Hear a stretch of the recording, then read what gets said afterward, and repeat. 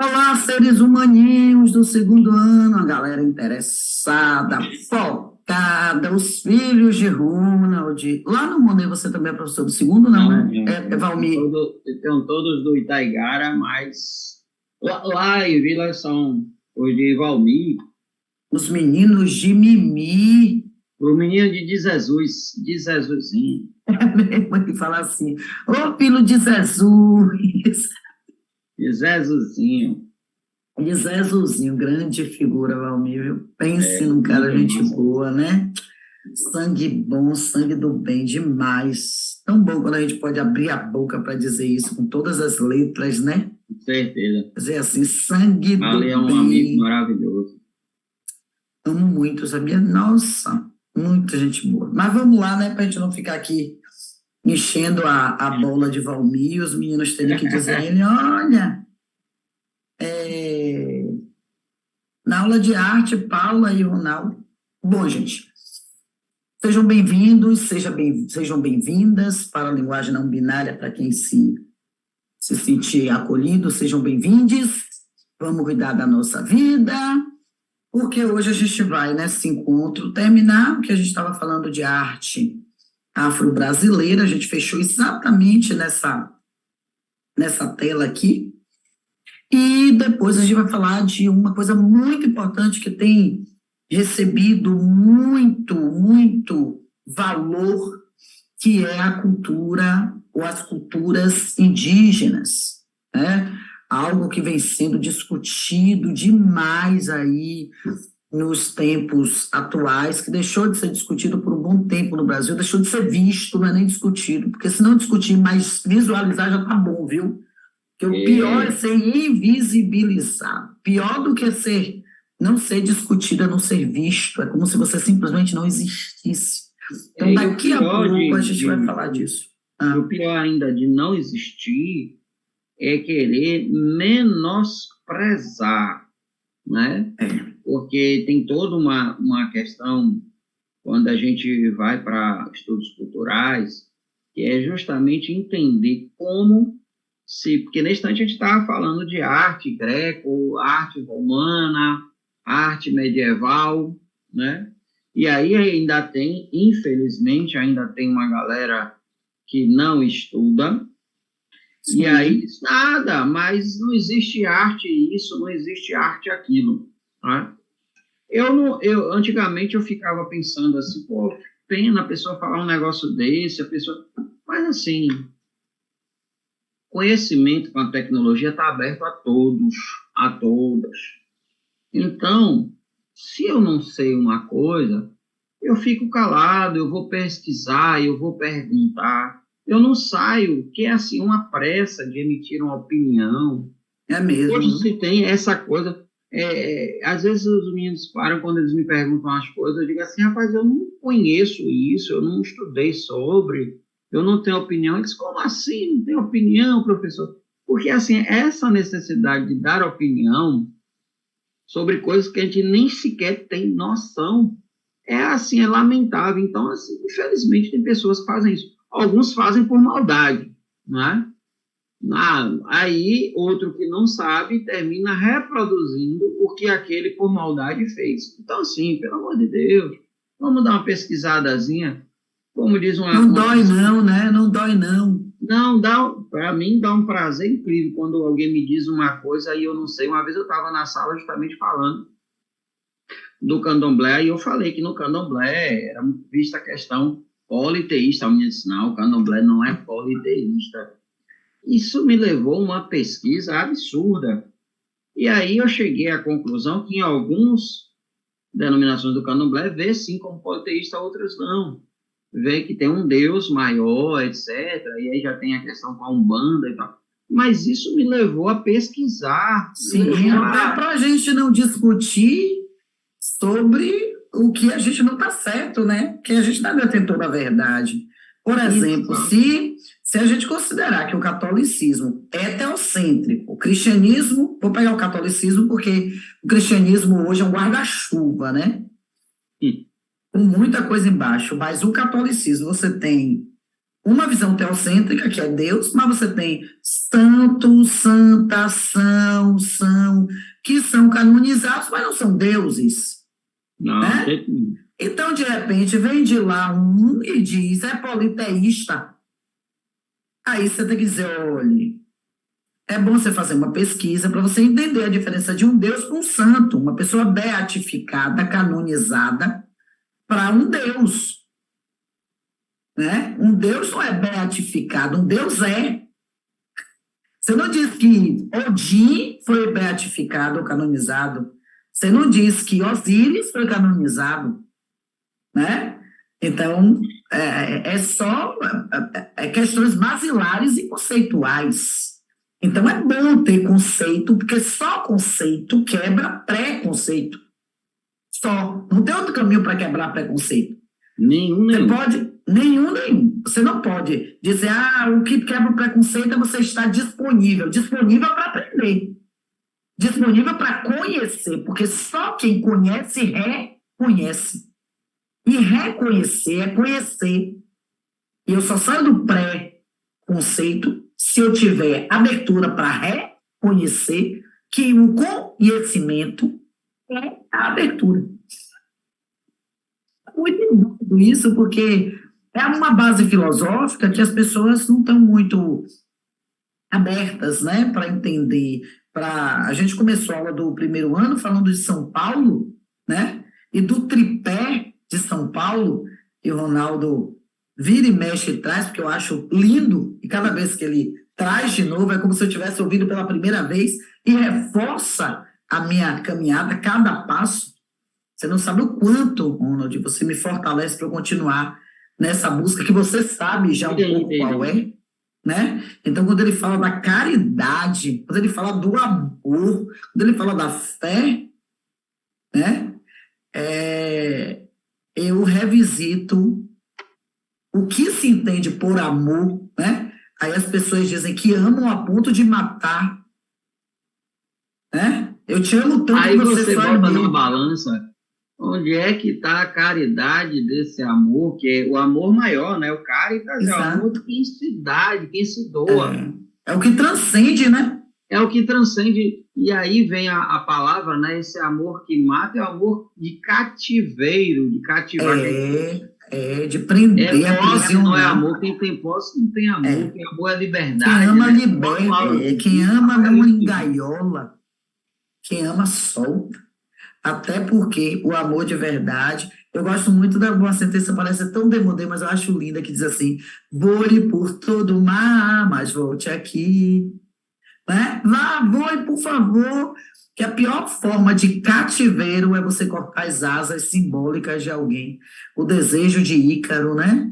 Precisa chegar tão perto do sol. Se quiser chegar muito perto, fortaleça suas asas. Mas você está querendo chegar perto do céu e esquecer o prazer de voar. Pois é.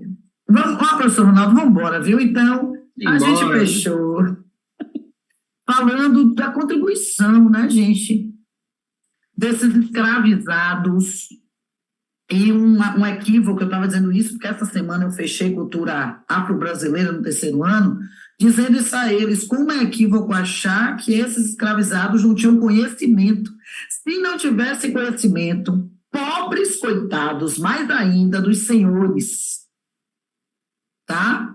Dos que escravizavam, porque sem esses cérebros, outro erro, achar que só havia escravizado na plantação. Eles estavam em toda parte, inclusive fazendo contas. Muitos sabiam ler melhor do que senhores. Entra na sacristia do São Francisco, entra em várias sacristias que tinham os escravizados que entalhavam, e a maioria era malê. Aí vai descobrir depois a influência de entalhes muçulmanos na nossa cultura, e não sabe por quê. Porque os malês nossais eram muçulmanos. Uma parte enorme da África, né? Sim. Gente, é muita coisa que não dá conta uma aulinha superficial. E olha que a gente tenta não superficializar lendo slide, viu? Mas, assim, esses escravizados sabiam muito, assim como os indígenas sabiam muito. e, infelizmente, numa política de branqueamento, tiraram quem mais sabia dos seus lugares de conhecimento e colocaram à mercê de uma vida sem dignidade, tá certo? Então, está na hora da gente revisitar essas coisas e observar o quanto essas pessoas fizeram no barroco, no romantismo, no modernismo, quanto continuam fazendo hoje, né? Quantos pintores, músicos, a gente falou um pouco sobre isso e como no modernismo isso se reverberou, seja por Castro Alves, que não é um preto, mas é alguém que vai tomar para si essa temática da busca da dignidade a partir da sua forma de se posicionar no mundo, na sua forma de produzir alguns poemas, está aí Navio Negreiro, estão aí sensações de uma época que, se você lê com a propriedade com a qual Castro Alves escreve, você vai entender, você vai sentir no seu peito essa ideia, não é? Aí você tem Debré, quando a família real chega, repare que aí não está numa ordem necessariamente, Castro Alves está no romantismo brasileiro, já é ali pertinho do meio do século XIX, e o Debré vem com a missão francesa. Quando a família real chega aqui, ela resolve compatibilizar o que estava acontecendo na... É exato. E resolve trazer franceses para aqui, porque a Europa estava vivendo o neoclássico, que é o retorno à cultura greco-romana. E eu não gosto muito da palavra retorno, porque eu acho que a gente nunca retorna, tá? A gente sempre vai, porque quem volta nunca volta igual, então é sempre ida. Quando você diz a influência, né? A influência. Exato, né? Você viajar uma semana, você já não vem igual para casa. Imagine você passar um século, você passar 2 séculos, 3, 4, só de Idade Média, 1 milênio, e a gente fala em retorno à cultura greco-romana, é uma ida com outra perspectiva, com novos conhecimentos agregados, com nova visão de mundo.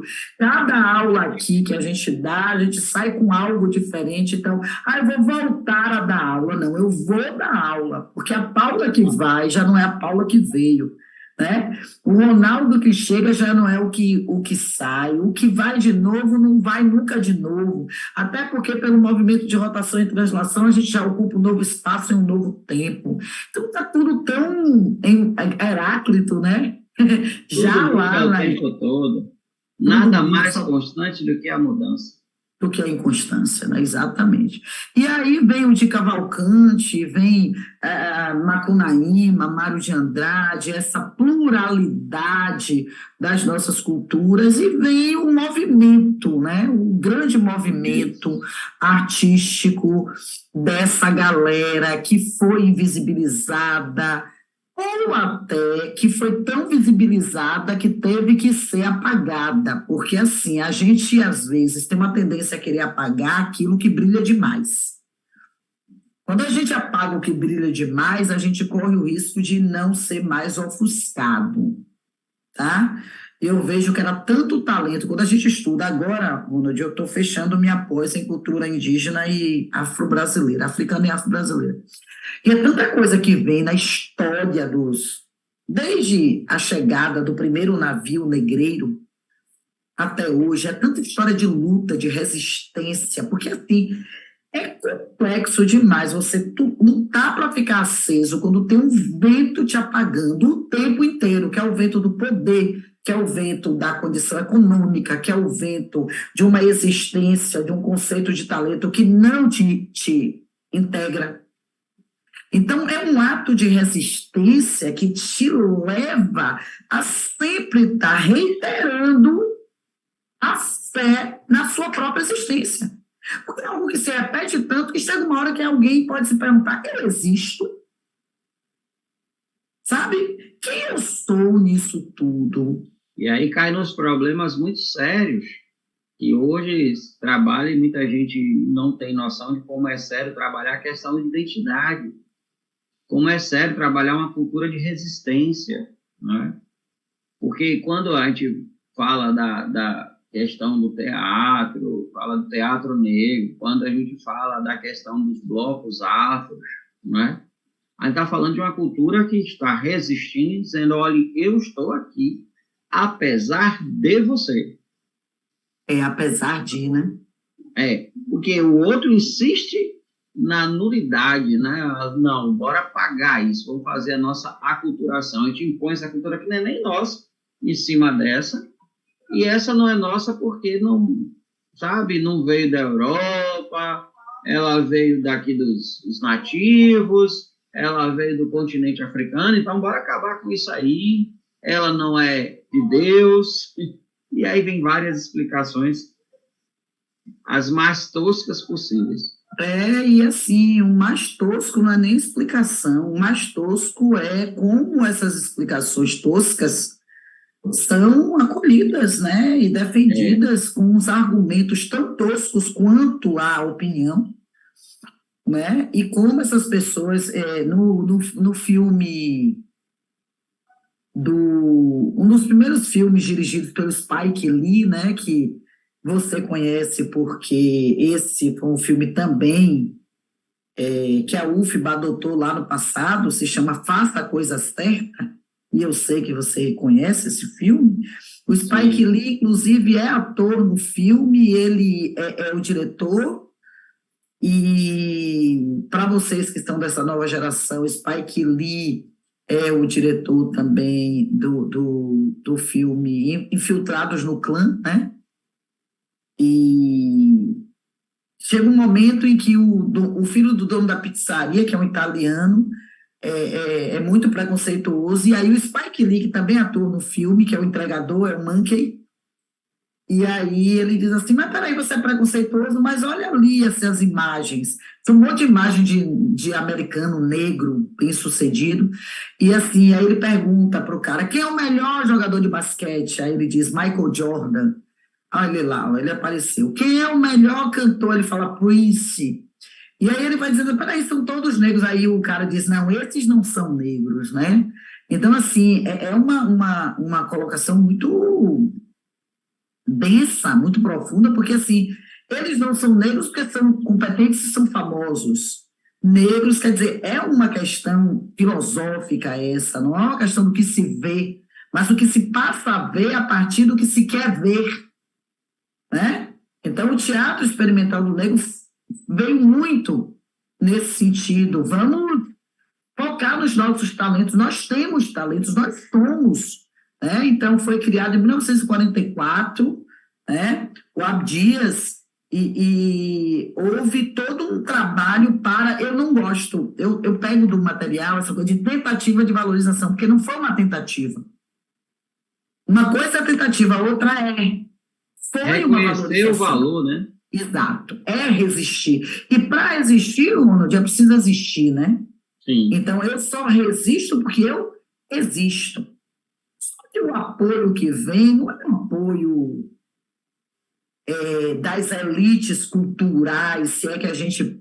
Eu me sinto mal falando de elite cultural, porque para mim cultura é cultura e não tem cultura superior nem inferior, mas o público interage também, e surge o que o Ronald está trazendo aí, porque eu gosto de dar aula com esse cabra, porque ele traz umas reflexões que são muito profundas, e foi isso que se fez lá na década de 40, né? Propor essa reflexão. É o teatro da intervenção, é o teatro da reflexão, é o teatro crítico, e obviamente que 16 anos depois a gente vai ter, a partir da década de 60, toda uma construção, porque o período militar não começa com o golpe não sei se pode falar golpe, né? Mas assim, a intervenção militar não acontece agora e pronto, foi sendo pensada, e as intervenções militares são muito pensadas, e aí esse teatro foi bastante cerceado, não é? Até porque se tinha a ideia de isso pode, isso não pode, isso é coisa de preto, né? Isso é coisa de inferioridade, e isso hoje está sendo muito questionado, e eu acho que cada dia mais é vergonhoso a gente acompanhar determinados casos de racismo, porque são tão descabidos, E até mesmo aquelas pessoas que têm alguma dose de preconceito, às vezes olham determinados atos e assim, gente, esse cara é sem noção, né? Eu já vejo isso, pessoas que às vezes têm umas falas que são falas estranhas, no que diz respeito à compaixão, à fé, ao amor, né? E que ouvem determinadas coisas e dizem assim, não, gente, é muito tosco. Não, não, peraí, velho, tudo tem limite, né? O que é que você me traz aí, meu amigo? É porque você vê que, assim, quando você toca nesse ponto, me veio à mente a questão da guerra. A Segunda Guerra foram tantos excessos, até para o absurdo que já é a guerra, que já é um excesso, que precisou se estabelecer um tribunal para limitar aquilo que era possível numa guerra. Ou seja, a guerra já deveria ser uma coisa impossível, né? Mesmo se pensar nessa possibilidade. Mas já que existe, bora pôr um limite aí, porque também não é assim. Então, quando você fala isso, eu fico assim, realmente pensando. Esses dias estava vendo aquela questão lá de uma senhora lá no Rio, que vai bater no rapaz, no entregador. É uma jogadora, né? Aquela Aí Sandra, não sei. como essa coisa, né? Internet é terrível, porque eu prefiro não observar certas coisas, eu prefiro não ver, porque quando eu vejo, eu vou ver os comentários. É mais tosco do que o que foi feito, Nossa, né? tem gente dizendo, não, tem que fazer isso mesmo, porque esse cara... Aí teve um cara que botou assim, esse cara é mal criado. Mal criado. É, Criado já é uma expressão bizarra. é bem animalesca, né? E mal, aí eu pensei assim, cara... Aí o outro colocou, mal criado é você que não sabe nem usar as palavras, seu estúpido. Aí começa... E minha mãe usava mal criado com outra conotação. Deixa de ser Não, mal minha criado, mãe é mal usava, educado. usava não, ainda É. usa hoje, com o sentido de mal educado. Sim, sim. Mas quando você está trabalhando uma discussão sobre racismo, Que é sociológica, né? Que é aí psicológica. essa palavra diz muito Não mais cabe, do né? que uma questão de educação. É. Então, assim, usar a palavra intencionalmente, né? E o ato, então a gente vai vendo como isso é É. rude. Não tem regras, né, Ronald? A É um internet virou inimigo um do convívio palco. social. É. E assim, o que eu vejo cada vez mais é assim: como a convivência presencial, física, está ficando impossível por milhões de motivos, inclusive pela intolerância, o palco da convivência, esse espaço virtual onde eu posso ser o que eu quiser e dizer a você o que eu quiser, na hora que eu quiser, da forma que eu quiser, e não entender problema seu, Aceite né? ou vá se danar. E é aí que eu vejo o Nando Reis dizendo uma coisa que eu achei interessante, que ele diz assim, a poesia não é para fazer sentido, é para fazer sentidos. E aí eu acho que as pessoas deviam ler mais poesia para ficarem mais delicadas. Quando eu dou figura de linguagem, Ronald, eu paro no eufemismo. E a minha primeira afirmação é: a gente precisa ser mais eufêmico. Porque, para mim, o eufemismo é uma figura de lapidação, de delicadeza. Você não deixa de dizer. O amor é bom, mas a gentileza é importante. Nossa, e tá ficando. Eu acho que já saiu, me permita fazer uma retificação minha. Saiu desse terreno de ser importante Para ser nessa, para ser absolutamente imprescindível. Se a gente quiser ser chique, a gente passa a dizer que é uma condição sine qua non. Porque da sine qua non é. convivência humana. Pois é, gente. Rapaz, é impressionante. Delicadeza. Às vezes eu preciso lhe dizer uma coisa. E ela não é legal. Mas a maneira como a gente trata, sabe quando você pega um pedaço de carne e precisa dar a ela uma maciez? Precisa dar um cá de murro. Outro dia eu estava vendo um filme na Netflix muito interessante, é recente, se chama Fome de Sucesso. É sobre gastronomia, é tailandês. Depois assim você vai gostar, eu acho. E ele dizendo assim, num momento da culinária lá, né? Não precisa bater com tanta força. tá? Vá tocando. E eu lembrei do eufemismo quando eu vi a cena, sabe? Porque para você esculpir, você não aperta a argila, ou o barro, ou o gesso, você dá forma com delicadeza. Eu acho que está faltando esse ingrediente sutil na convivência humana chamada delicadeza. Porque eu só posso lidar, Ronald, de o que eu tenho. Se eu não tenho, como é que eu posso lidar? Em que momento a delicadeza foi esquecida? A virtuosidade. Virtuosidade a gente nem ouve, delicadeza de vez em quando a palavra vem. Mas a virtuosidade para olhar o outro e dizer assim, pô, tem coisas nele, tem coisa que não combina muito comigo, não. Ok, que bom. Mas tem coisas que eu tiro o meu chapéu, sabe? Mas vem aquela fala de fulano é inferior. Ontem eu comi uma feijoada maravilhosa. Essa galera que é assim, assim, é ridícula, mas usa acarajés no Rio Vermelho, são deliciosos. Essa galera da suja, podre, menino, eita sambão gostoso que eu fui ontem e dancei. E a gente tá falando de algo que é a mesma coisa. E falta gratidão, falta gentileza, falta delicadeza, falta amor, falta confiança, falta tanta coisa que eu não sei o que há. É porque, na verdade, teve uma coisa muito interessante que alguns, né, filósofos falam, pessoas que trabalham com a questão sociológica também. A pandemia antecipou uma coisa que já estava sendo construída, que o Bauman, né, antes de morrer, chama muita atenção, passa 10 anos chamando a atenção dessa coisa líquida. O Lipovetsky fala dessa coisa do efêmero. E aí vem essa coisa do distanciamento das pessoas a partir de mecanismos digitais, de relações sociais, baseados em várias coisas, menos nas relações sociais. Então, aí você, cada vez, se afasta do humano, né? O Byung-Chul Han, ele fala disso na Agonia do Eros. O outro passa a ser uma referência do meu sucesso ou fracasso, mas o outro não é uma referência da minha relação com o outro. Sim. Né? É uma mudança que se faz necessária para que você entenda que o outro é um aspecto do meu ser social e que eu tenho que lidar com ele. Mas a relação social é só uma questão de tolerância, né?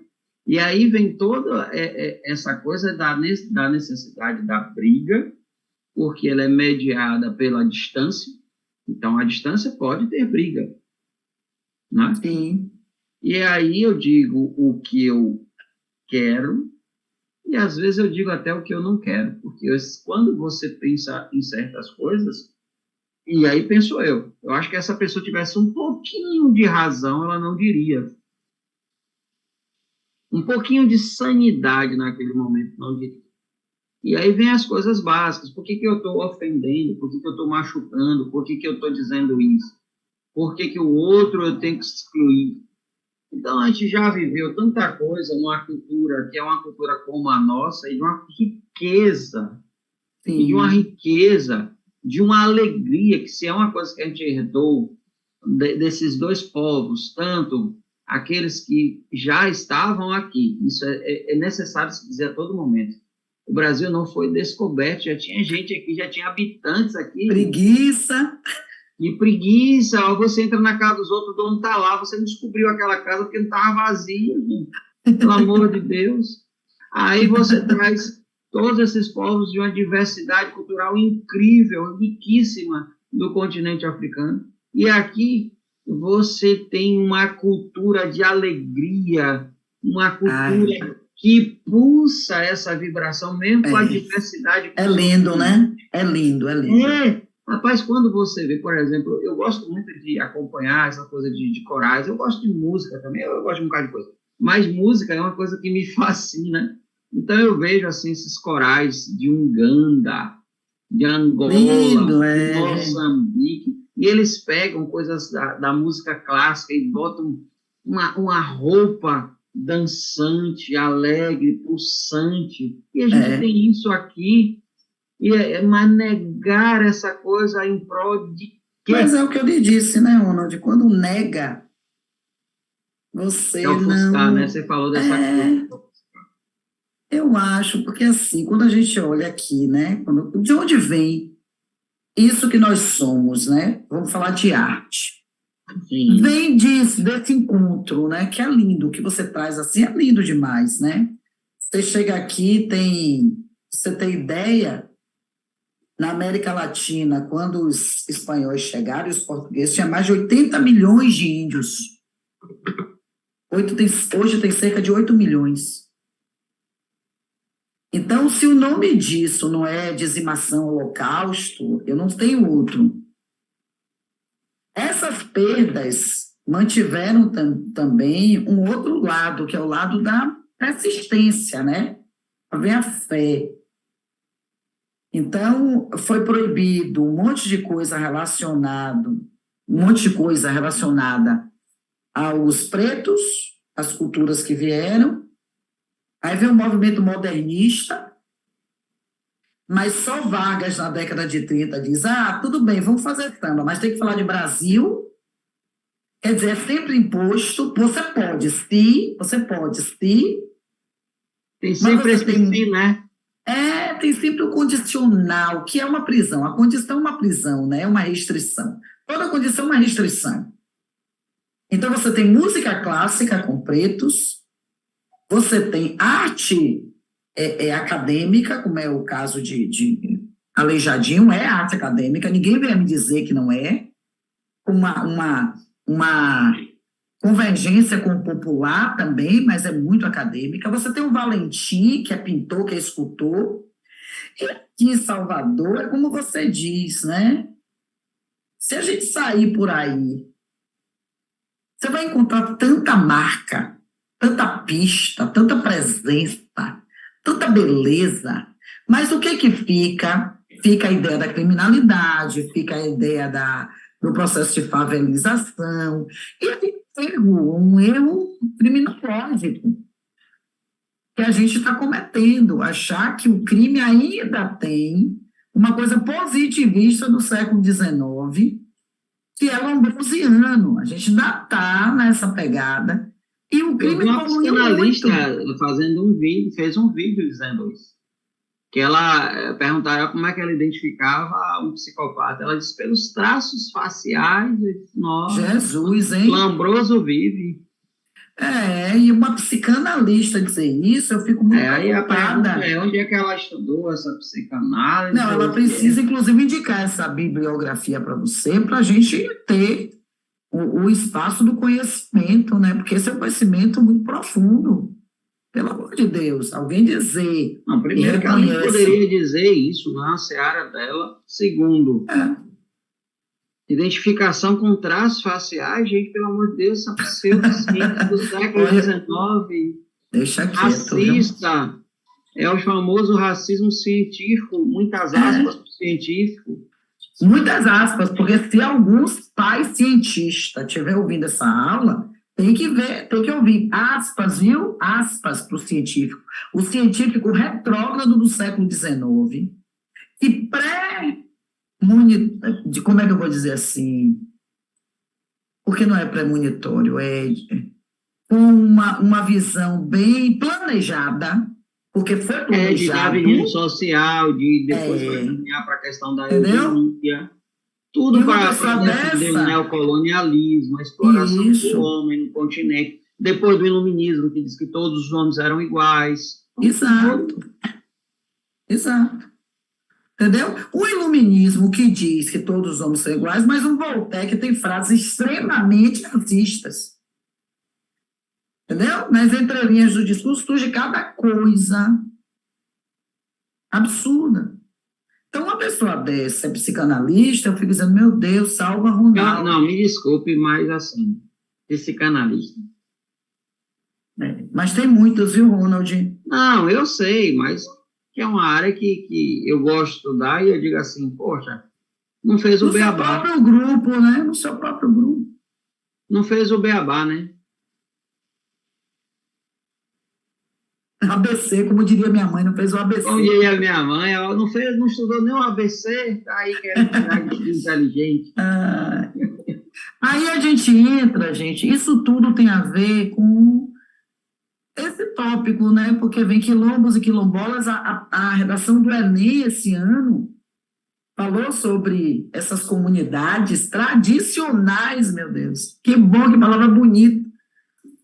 Comunidades tradicionais, comunidades ribeirinhas, indígenas, quilombolas, marisqueiras, pescadores, tambadeiras, pessoas que não são, de novo, vamos voltar para a questão da invisibilidade, porque se eu vejo também, eu preciso aprender sobre eles. Então, os quilombolas surgem quando o menino quer se fingir para poder ter vaga no curso de medicina. Aí ele vira quilombola, vira indígena. É um negócio impressionante, né? Que mecanismos sem nenhuma base ética, a gente continua reverberando, né? Então, os quilombos são comunidades formadas de resistência, né? Os quilombos eram formas de resistência.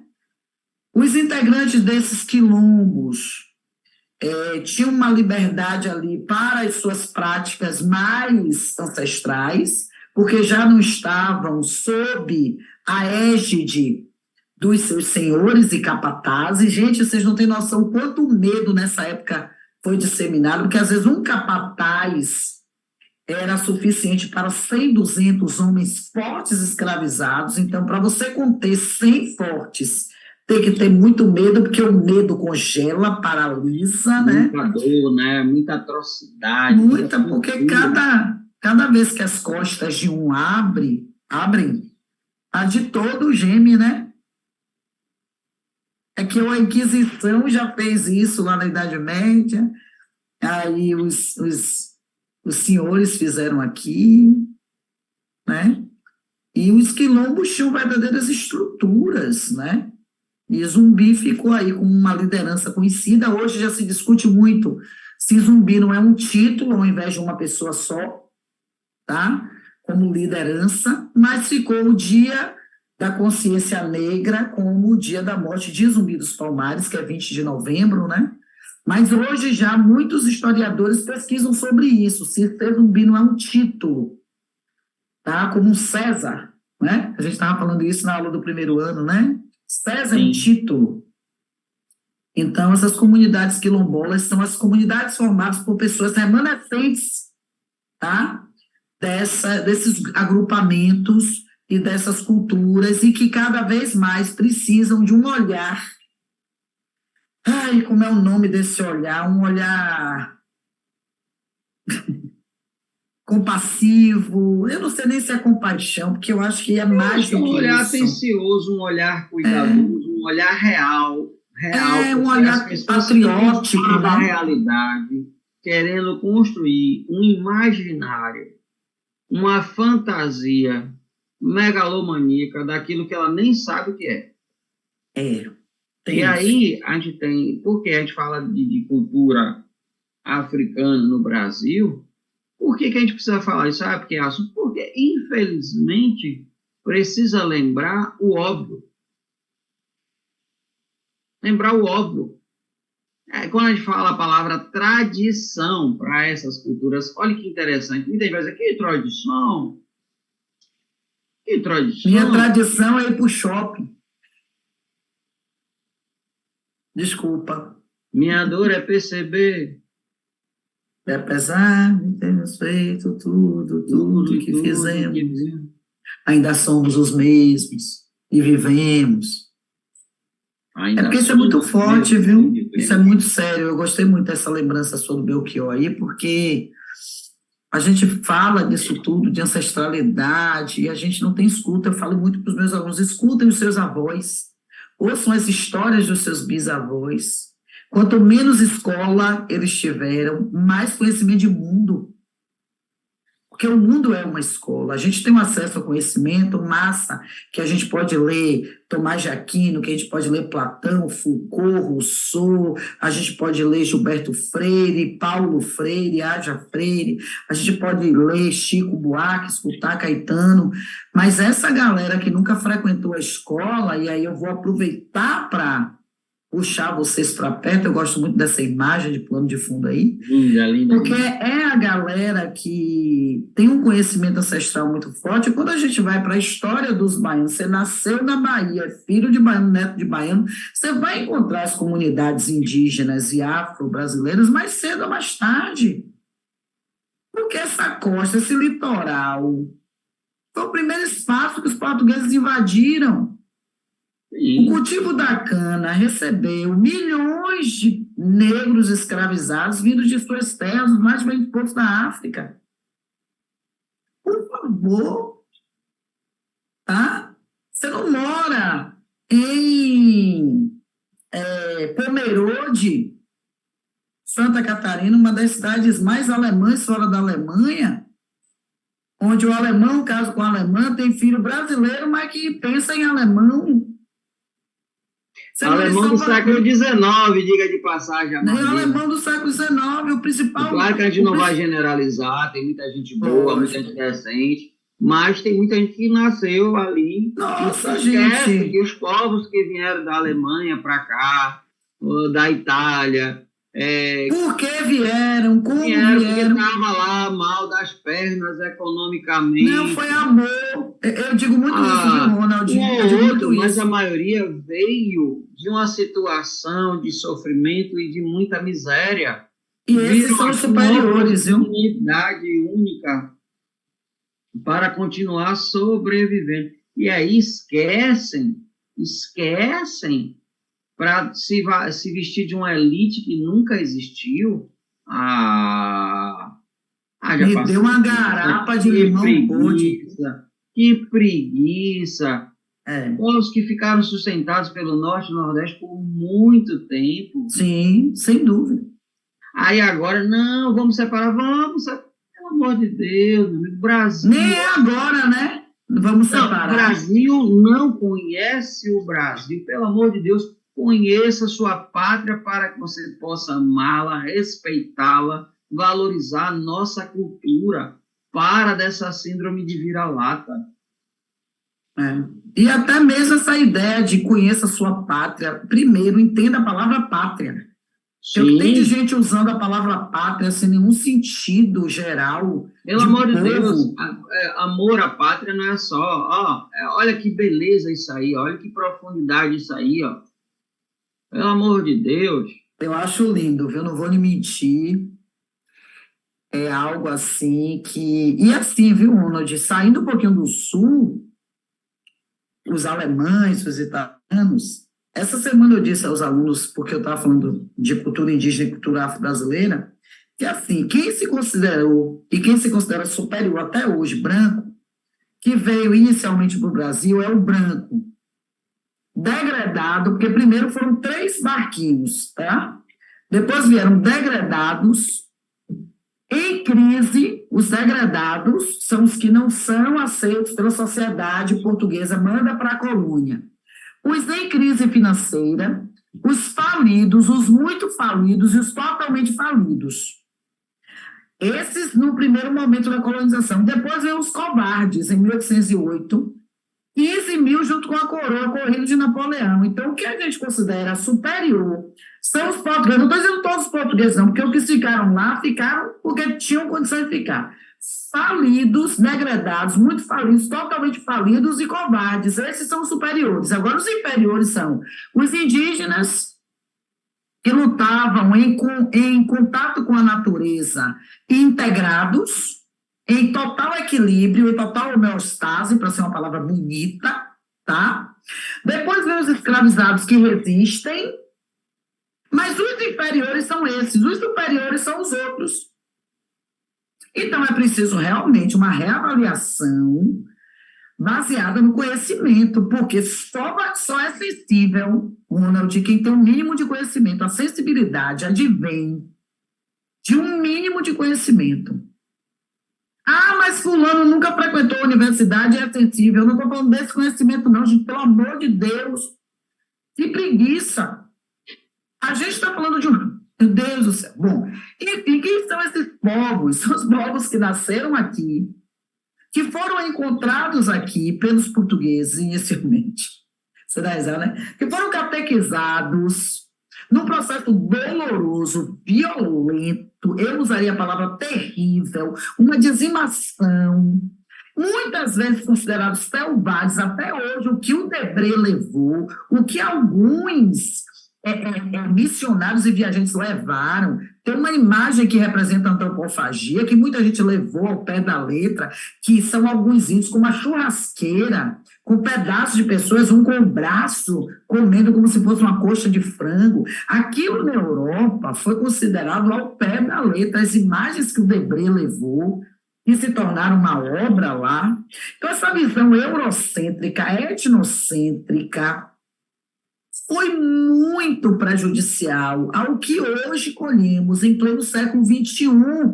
Agora, observe, viu? Em 1571, eles foram declarados livres, numa lei sobre a liberdade dos gentios. Olha, eles são gentios. Em 1571, se são livres, tudo ficou bem, nunca se matou tanto, até hoje. Ontem uma aluna, numa aula, ontem não, porque ontem não teve aula, mas na semana passada uma aluna perguntou o seguinte: o que aconteceu com os Yanomamis? Eu disse que aconteceu é que antes eles tinham um território onde tinha rio, água limpa, floresta, e aí uma série de ações vão, mas isso não interessa a quem está na zona urbana, na visão cosmopolita, do trabalho para ter carro, casa e pagar boleto. Então, quem não se integra a esse nosso padrão é preguiçoso, ou não existe, ou tem que morrer. Ao longo do tempo se fez isso e continua sendo feito. E aí vem, né, Paulinha? Porque esses índios não plantam, não isso, não aquilo. Só tem um detalhe: a água toda contaminada, o solo contaminado.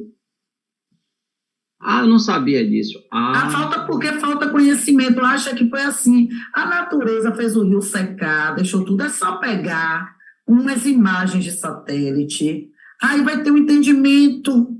Agora, em contrapartida, eram muitas culturas, muitas etnias. E aí a gente fala indígena como se fosse uma coisa só, as pessoas sequer conhecem. Você estudou quais africanos? Sim, que é o que a gente falou, África é país, indígena é tudo igual. Você já estudou a estrutura social dos povos do Xingu? Como é que acontecia? Quantos viviam ali? Se havia só uma aldeia, que é o nome que o branco dá àquilo ali. Então, são muitas tradições, danças, linguagens, heranças. São diferentes habitações, línguas, rituais, crenças. Então, a gente precisa fazer isso aqui para entender o que para a gente é bonito. Você chega numa comunidade e diz: ai, meu Deus, que coisa linda, vou botar na minha sala. Para eles, é uma representação sagrada. Que madeira é essa? Que máscara é essa? Quem fez? Para quem fez? Esse que vai receber é o quê? Olha essa pintura. Eu queria fazer um tribal aqui. O que é esse tribal? De onde vem? Representa o quê? Mas dá muito trabalho a gente entender os símbolos de riqueza, os símbolos de sabedoria. Dá muito trabalho a gente conhecer. Então, ao invés de conhecer para reconhecer, a gente emerge no lodo da ignorância. A gente emerge nessa correnteza podre, fedorenta da ausência de empatia para enxergar o outro, da alteridade. Então, enquanto a gente não tiver essa mudança, isso não é discurso político não, viu? Isso é discurso humano, que é o que lastreia, pelo menos no que eu conheço, a minha trajetória de Ronaldo. A gente não está aqui para fazer um discurso para você levar um índio, adote um índio. Um índio não, um indígena. Até porque você tem que perguntar para ele se ele quer ser adotado por você. E eu já tenho mais ou menos uma noção da resposta. Tá? Então, por muito tempo, e aí isso é discutido também, esses direitos e ameaças são muito discutidas as questões das demarcações, agora do Marco Zero, que surge como discussão, daqui a pouco esquece, surge. A própria Constituição de 88 traz um artigo de reconhecimento dos povos indígenas, que é o artigo 231. Então, a gente, outro dia, ouviu um menino dizendo assim, porque eu sou brasileiro, ele é indígena, ou seja, eu não sou indígena e ele não é brasileiro, né? Que coisa mais tosca, a gente que estava falando de tosquidão. Qual é a função da FUNAI? O que a FUNAI tem feito nos últimos anos? Que foi uma luta tão grande que envolveu o próprio Paulo Freire, né? O próprio Darcy Ribeiro. Pessoas, o Levi que falam. O Levi Strauss, que aqui esteve. Pois é, né? E mais os irmãos Vilas Boas, que defenderam lá as culturas do Xingu. E a gente sabe tão pouco a ponto de falar besteira. Então, aliás, só fala besteira por saber. A primeira ação de quem sabe um pouco é silenciar na hora que deve, viu? É o quê? Você entendeu? Não. Não, deixa pra lá, não quero falar sobre isso, eu concordo. Tem umas pessoas que hoje, viu, e tem inclusive alunos, professores, médicos, que assim, quando levanta a mão para dizer uma coisa, ou nem levanta porque a vaidade é tamanha que não precisa pedir para falar, ou dizer que quer falar, vai atropelando, né? A gente ouve cada coisa. Outro dia perguntaram numa aula, quem foi que criou esse negócio de direito humano? Quem define que isso é um direito humano? Eu disse, não precisaria nem ninguém falar, o mínimo de bom senso já determina o que é um direito humano. Começando de você, o que é que você acha que você quer para si? Você quer ser violentado, desrespeitado pela sua cultura, pela sua origem? Pronto, no dia que você tiver essa empatia de pensar assim, o que o povo judeu sofreu, você vai dizer, poxa, eu não queria, sendo judeu, sofrer. Pronto, tá bom, você já está entrando na capacidade de entender o que é direito humano. Entrando. Isso não quer dizer que você entendeu. Porque entender já é outra coisa. Aí eu sou chata, né? Você é muito chato, viu, Ronald? Porque esse discurso, não é discurso. Veja, vamos trazer isso para o modo prático do aluno obcecado pelo Enem, pelo seu vestibular, para entrar na sua tão sonhada faculdade. Você vai pegar uma prova do Enem que tem vários textos densos. Você não tem a visão. E esses textos estão falando justamente de coisas que nós estamos falando aqui, seja em sociologia, história, arte, linguagem, faz parte da mesma coisa. A linguagem, a mesma coisa. E aí você chega lá e diz assim, mas eu não concordo, não entendi. Por que você não entendeu? Porque você nunca leu sobre isso e nunca você ouviu ninguém falar sobre isso. Não é discurso. Pode até parecer que a gente aqui está, de alguma forma, falando dessas coisas, que para alguns tem um viés, isso, aquilo, outro, político. Não é. É porque você precisa entender o que é diversidade cultural. A gente vive num país diverso. Você tem que entender o que é identidade, certo? O que é identidade, o que é cultura. Aí a gente já trabalhou aqui em outras aulas, enculturação, aculturação, assimilação, osmose cultural, não sei o que. Você vai ver isso na prova. Agora, lá vai ter um texto crítico falando sobre isso. Você não está acostumado com a linguagem crítica, porque você acha que a linguagem é um discurso, você não dá ouvido ou fica na negação desse discurso e não assimila esse discurso, e aí quando chega na prova você diz, que coisa chata. Claro, se você não entende, você é um narcisista, você vai achar tudo aquilo que não reflete sua própria imagem. É que Narciso acha feio, que não é espelho. Então, a FUNAI nasceu, gente, com essa missão de proteger os direitos dos povos indígenas. Foi fragilizada como instituição por muito tempo. E hoje ela tem renascido, né? A gente tem aí um cara muito bom que está à frente dos direitos humanos, grande figura, que tem um livro fantástico, muita gente discorda, mas pelo menos você pode até discordar. Mas leia. Racismo estrutural. Eu discordei. Leia, mas não discorde sem ler. É. Leia. Quando você literalmente não julgue o livro pela capa e pelo título. E até pela capa e o título você não sabe julgar, vai com seu preconceito, com seu prejuízo, e aí já diz o que tem dentro. Eu paro para ouvir aquele rapaz, viu? Eu paro. Nossa Senhora. Ali, só a gentileza dele já me cativa. Só a gentileza. Outro dia eu ouvi um comentário assim: essa Arielle Franco só tá aí porque é irmã daquela mulher lá, né? Eu falei, pô, velho, vai estudar a mulher, um poço de conhecimento e de luta, e de artigo, e de questionamento, de reflexão. Aí é muita pobreza intelectual, gente. Pelo amor de Deus, Ronaldo, me livre. A gente mas aí basta você não ser de uma linha para ser de outra, já descarta. Gente, toda vez que você encontrar alguma figura, eu digo isso sempre, essa semana eu estava falando com os meninos no segundo ano, falando sobre a questão da forma de governo. Então, tem uma parte lá no módulo que vai falar do Brasil, que é parlamentar, ou que é presidencialista, a diferença de parlamentarismo, etc. E aí eu estava falando justamente que o presidente, ele tem lá os seus ministros que são técnicos em várias áreas. E aí falei também dos ministros do Supremo, aí falando do notório saber que precisa ter para ser um ministro do Supremo. Aí eu disse assim para eles, vocês ficam aí com o celular sempre pesquisando, pesquise o ministro tal, veja a formação dele, veja o que ele publicou. Pesquise fulano de tal, veja lá, a ministra fulana de tal, leia lá. Eu posso fazer isso no ministério de fulano, que foi antes ou foi depois? Pode, por favor, faça aí, veja a formação da pessoa.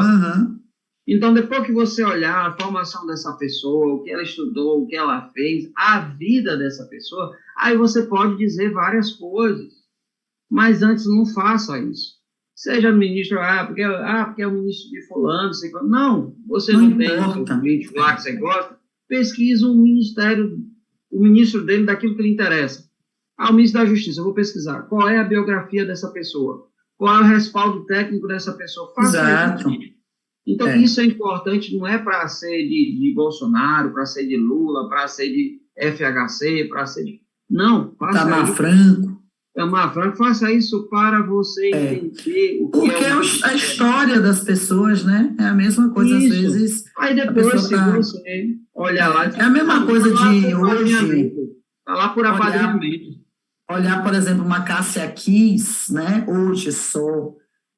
que às vezes se posiciona de uma forma absurda, mas quando você olha a história de arte que essa mulher tem... Né? Até a questão, desculpa interromper, Paulinha, a performance dela como atriz hoje... Sim. Mudou completamente, né?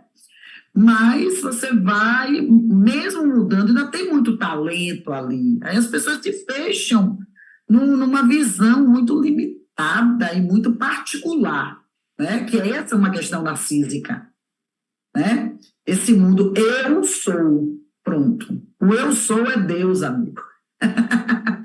O eu sou é Deus. E aí eu gostaria de puxar aqui, só para a gente fechando essa aula, sobre as artes indígenas, que o que para a gente é uma coisa bonita para pendurar, para eles é sagrado. Então, as artes, só para a gente fazer essa introdução simples, é menos estética e mais cultural, menos estética e mais simbólica, menos do belo e mais a representação. Então é vasta, vastíssima. Vai ter comunidade indígena, etnia, que vai lidar com cerâmica, vai lidar com máscara, outra que vai lidar com pintura, com adereço, com adorno.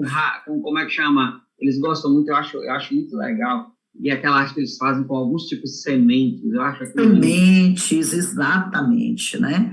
Então, tem uma finalidade, que a gente chama de arte utilitária, né? Essa coisa de, isso é tal coisa para nós. Então, hoje o Brasil já descobriu muito sítio arqueológico, com muitas marcas de comunidades ancestrais, indígenas. A Chapada Diamantina está cheia, Minas Gerais, o Rio Grande do Sul, os estados do Sul, até porque antes dos portugueses chegarem, isso era uma terra única, veio o Tratado de Tordesilhas e faz fronteira, mas algumas comunidades indígenas tinham como habitação a própria floresta, então eles transitavam. Nem todo indígena tinha oca, nem todo indígena tinha aldeia, era aldeado. Essa palavra aldear vem a partir de uma noção que os portugueses têm de como é que a gente controla melhor, limitando espaço. Então, vamos fazer aldeamento, tá? E nessa de aldear, muita gente foi morta, muita gente foi dizimada, e, obviamente, a espiritualidade é algo que faz parte. O que a gente deu o nome de espiritualidade para eles é algo que faz parte da vida. Por quê? A comunidade indígena, tigre, onça, árvore, rio, pedra, bruta ou preciosa, ele, tudo está integrado, faz parte de uma natureza. A água é tão importante quanto o ar, que é tão importante quanto a água, tão importante quanto o solo, tão importante quanto nós. Em algumas comunidades indígenas, só a mulher fertilizava a terra, porque a mulher é o sinônimo da fertilidade. Tá? Então, é uma coisa muito bonita, muito profunda, e que a gente vai continuar discutindo na próxima aula, e que a gente fecha culturas indígenas e entra nas comunidades da cultura pré-colombiana, tá bom? Ronald, massa, show de bola, hoje você jogou duro, viu? Blá, blá, blá, blá, blá. A gente se vê na próxima aula, um cheiro. Daqui a pouco.